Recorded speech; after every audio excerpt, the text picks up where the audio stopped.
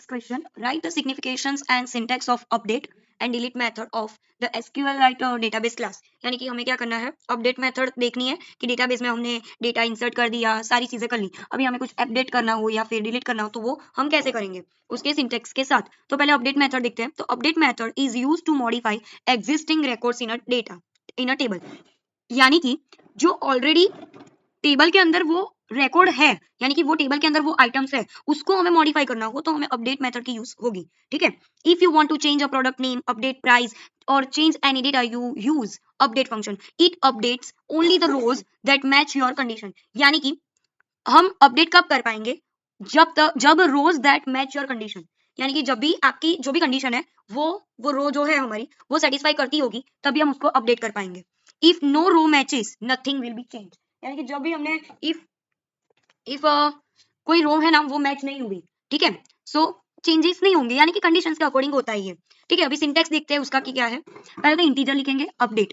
ठीक है, अभी अपडेट क्या कराना है मेरे को, स्ट्रिंग टेबल कराना हो, कंटेंट वैल्यूज, फिर string where clause, string where args. यानी अभी ये क्या है देखो, ईच पार्ट को हम देखते हैं। तो पहले क्या लिखा मैंने कि स्ट्रिंग टेबल, यानी कि पहले तो हमें टेबल का नाम पता होना चाहिए। ठीक है, कि क्या है। फिर कंटेंट वैल्यू एंड वैल्यूज, यानी कि new data you want to update, यानी कि आपको जो भी डेटा अपडेट कराना है वो आपको यहाँ पे लिखना है। ठीक है, फिर वेयर क्लोज, यानी कि कंडीशन लिखनी है। क्यों, क्योंकि हमने पहले ही बोला कि अपडेट कब करेंगे, जब कंडीशन मैच होगी तब। तो स्ट्रिंग वेयर क्लोज, ठीक है, यानी कि कंडीशन लिख दी। फिर हमने लिखा स्ट्रिंग के स्ट्रिंग ऑक्स, यानी कि ये जो है ना ये स्क्वायर वाला, उसको हम ऑक्स बोलेंगे। तो वेयर ऑक्स यानी कि वैल्यू फॉर द कंडीशन, यानी कि वैल्यू कौन सी है कंडीशंस की। ठीक है, सॉरी स्ट्रिंग वेरोक्स, यानी कि कितनी स्ट्रिंग के लिए ये सारी चीजें हो रही है। फिर रिटर्न कर देंगे इफ रोज अपडेट हुई होगी तो। ठीक है, सो ये होता है हमारा पूरा सिंटैक्स, आपको याद रखना है। पहले तो क्या याद रखेंगे हम कि डेटाबेस में अपडेट कराना है, तो डेटाबेस में क्या होता है, टेबल होता है, तो हमने टेबल लिख दिया। उसके बाद हम करना क्या चाह रहे हैं, अपडेट क्यों कराना है, कोई वैल्यू अपडेट करानी है, तो सेकंड थिंग क्या आएगी हमारी, वैल्यू आएगी। ठीक है, उसके बाद कुछ कंडीशन तो होगी ना, ऐसे ही थोड़ी ना हम कुछ चेंज कर देंगे, कुछ तो पैसा लगेगा, वैसे ही थोड़ी आपको सब कुछ मिल जाएगा। ठीक है, तो आप चेंज कराना चाहते हो तो आपको चेंज करना है, तो कुछ तो कंडीशंस होगी। तो वेयर क्लोज और कितना होगा, तो वेयर आर्ग्यूमेंट्स यानी कि values for the condition. Example देख लेते हैं। Content value is equal to new content value, ये हमने एक ऑब्जेक्ट बना लिया क्योंकि ये एंड्रॉइड है, एंड्रॉइड एप्लीकेशन ऑलवेज जावा में लिखी जाती है, दैट्स व्हाई हमने यहाँ पे जावा का ऑब्जेक्ट बना दिया है। कंटेंट वैल्यू हमने पुट की प्राइस 500 है। ठीक है, मुझे ये पुट कराना है, मतलब है। ठीक है, फिर मुझे अपडेट कराना है, टेबल का नाम मैंने लिख दिया प्रोडक्ट, फिर कंटेंट वैल्यू जो थी वो, फिर कौन से वाला है, कंडीशन दे दी कि भाई आईडी पे ही करना है कुछ। ठीक है, फिर हमने स्ट्रिंग दे दी कितने नंबर पे वो है वो। ठीक है, तो इसके हिसाब से वो अपडेट हो जाएगा। फिर आता है डिलीट मेथड। तो डिलीट मेथड क्या है कि रिमूव करना हो रिकॉर्ड को टेबल में से, तो हम डिलीट मेथड का यूज करेंगे। If you want to delete a product, user, employ etcetera, you use delete function. ठीक है, कुछ भी डिलीट करना हो तो हमें डिलीट फंक्शन की जरूरत पड़ेगी। Only rows that match give where condition are deleted, यानी कि जो रो आपको डिलीट करनी है उसकी की कंडीशन मैच होनी चाहिए। If where condition is null all records will be deleted, यानी कि इफ कंडीशन नल निकली तो आपको सारे रिकॉर्ड डिलीट करने पड़ेंगे। उसका सिंटेक्स क्या है देखो, उसका भी इसका भी सेम ही है। जो इसमें स्ट्रिंग टेबल है उसमें क्या करे थे, करना था हमें कि वो वैल्यू हमें ऐड करनी थी, यानी कि अपडेट करना था, दैट्स व्हाई हमने कंटेंट वैल्यू यहाँ पे लिखी थी। उसके अलावा तो सारी चीजें सेम ही है, string where clause, string and where args. ठीक है, इजी वर्ड्स में देखने जाए तो टेबल यानी कि name of the table, condition select which row is to delete.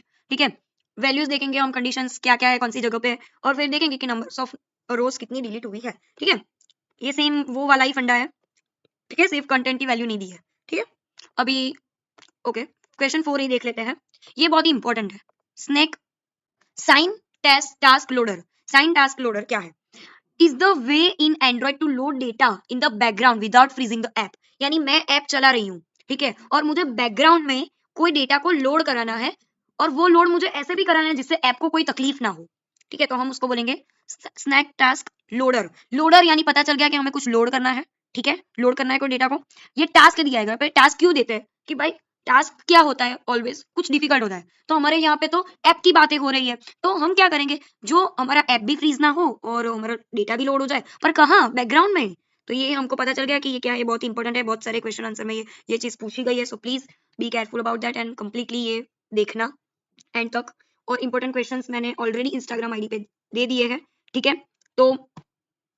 तो उसकी भी पीडीएफ आपको मिल जाएगी, आपको सिर्फ मैसेज ड्रॉप करना है, तो आपको मिल जाएगी। ठीक है, it is used when you want to fetch data, यानी कि इंटरनेट डेटाबेस और फाइल्स। ठीक है, कोई भी डेटा हमें फैच करना हो यानी कि लेना हो, ठीक है, तो हम क्या करेंगे, इंटरनेट से हमें कोई डेटा लेना हो या फिर डेटाबेस से या फिर फाइल्स में से, it runs in the background thread so the user interface stage smooth. ये सारी चीजें कहाँ पे होती है, देखो एपीआई, वेब सर्विस, डेटाबेस और फाइल्स कहाँ पे होती है, बैकग्राउंड में होती है, जिससे यूजर इंटरफेस स्मूथ रहे, क्योंकि ये सारी चीजें यूजर को दिख जाएगी तो फिर वो स्मूथली वर्क नहीं कर पाएंगे, दैट्स वाई हमें इसको बैकग्राउंड में रखते हैं। Once the background task is complete, जब भी बैकग्राउंड का टास्क कंप्लीट हो जाएगा तो वो ऑटोमेटिकली डिलीवर कर देगा result to the main thread, यानी कि यूआई को, मतलब जब भी बैकग्राउंड में डेटाबेस में से हमको शायद से ऐसा चाहिए कि टीशा के रैंक कितने हैं, ठीक है, तो वो कहाँ पे होगा, डेटाबेस में, तो डेटाबेस में जब भी ये टास्क मैंने जो भेजा है कि मेरे को मार्क्स चाहिए मेरे, तो वो जब भी कंप्लीट हो जाएगा तो वो ऑटोमेटिकली यूआई थ्रेड यानी कि यूजर इंटरफेस यानी कि मुझे वो दे देगा। So you can update your views, text view, list view, recycle view, ये सारी चीजें आप कर सकते हो, ठीक है। Why use snack task loader, क्योंकि बैकग्राउंड प्रोसेसिंग करनी है, heavy task don't block the UI, ठीक है, ये हैवी टास्क है बट हमने ये वाले लोडर का क्यों यूज किया, जिससे वो यूआई को कोई दिक्कत नहीं आती, that's why. Automatic life cycle handling, loader automatically reconnects to the last loader when the activity और फ्रेगमेंट इज रिक्रिएटेड। एफिशिएंट भी है, जो अवॉइड करता है अननेसेसरी रीलोडिंग को।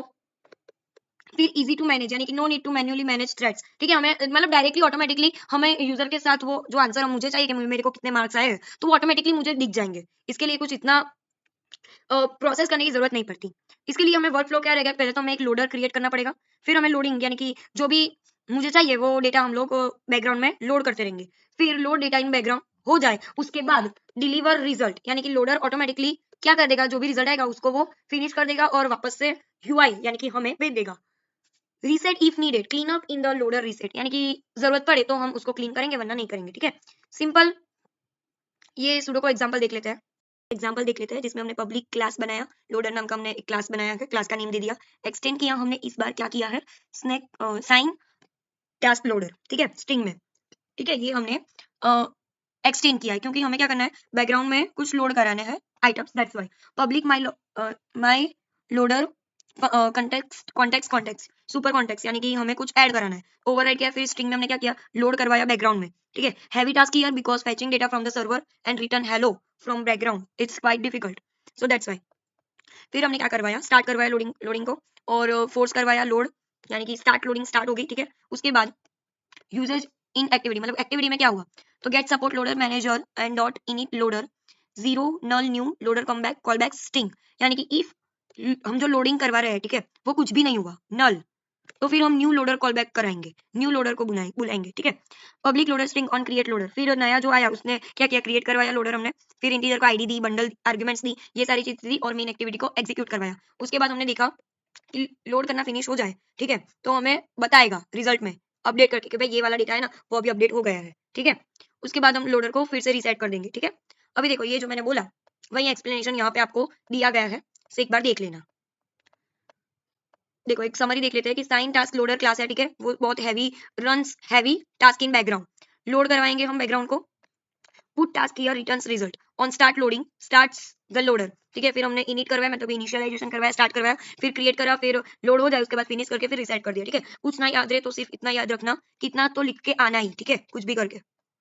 अभी हम देखते हैं internal and external storage in Android apps can store data in two main types, एक तो इंटरनल स्टोरेज और दूसरा एक्सटर्नल स्टोरेज, ठीक है। इंटरनल यानी कि storage is a private space inside the phone reserve for your app, यानी कि वो अपना खुद का प्राइवेट स्पेस है, जैसे कि हमारा मैसेंजर है इंस्टाग्राम में, तो वो हमारा खुद का प्राइवेट स्पेस है जहाँ पे हम हमारी मर्जी से मैसेजेस करते हैं या फिर बातें करते हैं या फिर कुछ भी, हमारा प्राइवेट स्पेस है जो सेव करते हैं, अचीव, ये सारी चीजें हमारी प्राइवेट स्पेस है जो होता है इंटरनल स्टोरेज, ठीक है। Data saved here can not be access by other apps, ठीक है, वो कोई अदर ऐप एक्सेस नहीं कर सकता।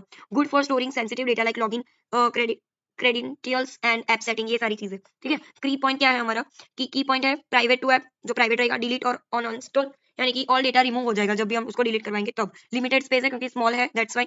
हाउ टू यूज, यानी कि अब हम उसको कोडिंग में कैसे लिखेंगे, तो राइटिंग एग्जांपल हो तो हमें समझ ही जाना है कि भाई कोडिंग की आएगी। Writing a file in internal storage में हमें कुछ फाइल लिखनी है, तो पहले हमने फाइल का नाम ले दिया, स्ट्रिंग का यूज करेंगे क्योंकि टेक्स्ट है, माई फाइल टेक्स्ट, ठीक है। कंटेंट हमने क्या रखा है, हेलो इंटरनल स्टोरेज, फिर output stream file output stream, file output stream is equal to open file output, file का नेम और मोड क्या रखा हमने, प्राइवेट, ठीक है। ये जो चीज थी ना फाइल ओपन वाली, ये हमारे सेमेस्टर 4 में आती थी ओपी में, उसमें भी जावा ही सीखे थे हम, फाइल वाला जो था उसमें।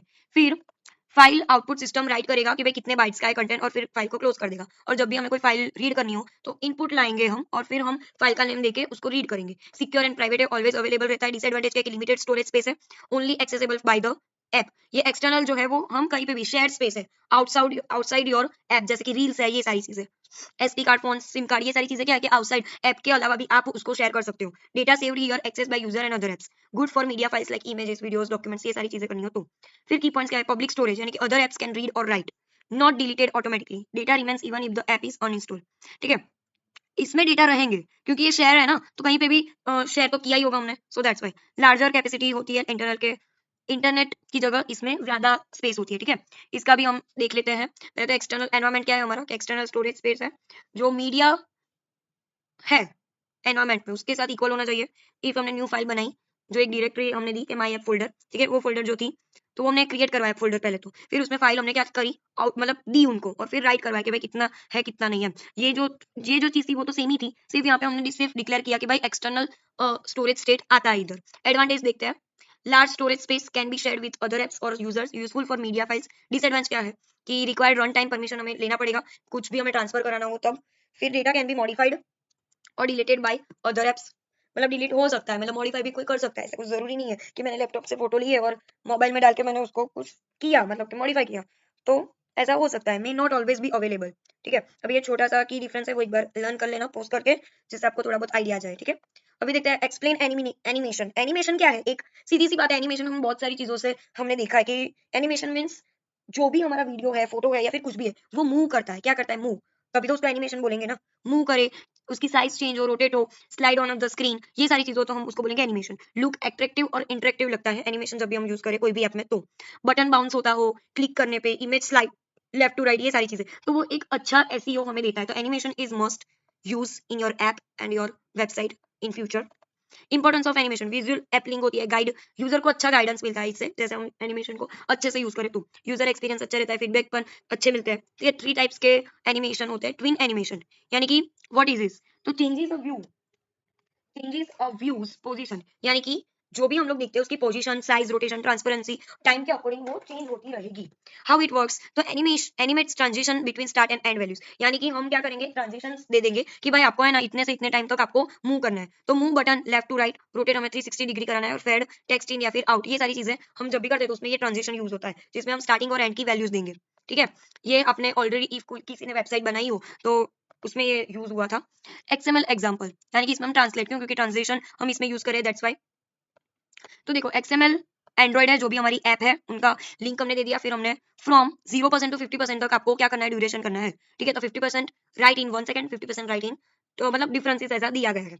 जावा में मतलब दो में लिखेंगे, एक तो एक्सएमएल का एग्जांपल और दूसरा जावा में, क्योंकि एग्जांपल दो स्टेप में ही लिखते हैं हम लोग। बटन रखा हमने क्योंकि बटन पे क्लिक करेंगे तो अभी तो वो ट्रांजिशन बताएगा, सो दैट्स वाई हमने एक animation is equal to animation dot load animation वाला हमने एक बटन क्रिएट करवा दिया। दूसरा है हमारा frame animation, shows a sequence of images, यानी कि एक इमेज का बहुत सारे सीक्वेंसेस है। ठीक है, एक के बाद एक क्रिएट होता है। ठीक है, तो इमेज जो है वो जीआईएफ लाइक इमेजेस जो होती है उससे वो व्यूज होती रहेगी। ठीक है, तो यहाँ पे भी सिंपल है, एनिमेशन लिस्ट वाइज है, क्योंकि ये फ्रेम वाला है, फ्रेम वाला ऑलरेडी हमने एक चीज देखी थी, वो लीनियर लेआउट वाला थिंग्स आया था ना उसमें। एनिमेशन लिस्ट यानी कि उसमें हमने ये एनिमेशन की ये लिंक रख दी हमने, फिर 3 ड्राइंग जो हमें मूव कराने हैं एक के बाद वो हमने लिख दिए, और फिर एनिमेशन लिस्ट को हमने क्लोज करवा दिया। उसके बाद आता है प्रॉपर्टी, प्रॉपर्टी एनिमेशन, यानी कि एनी प्रॉपर्टी ऑफ व्यू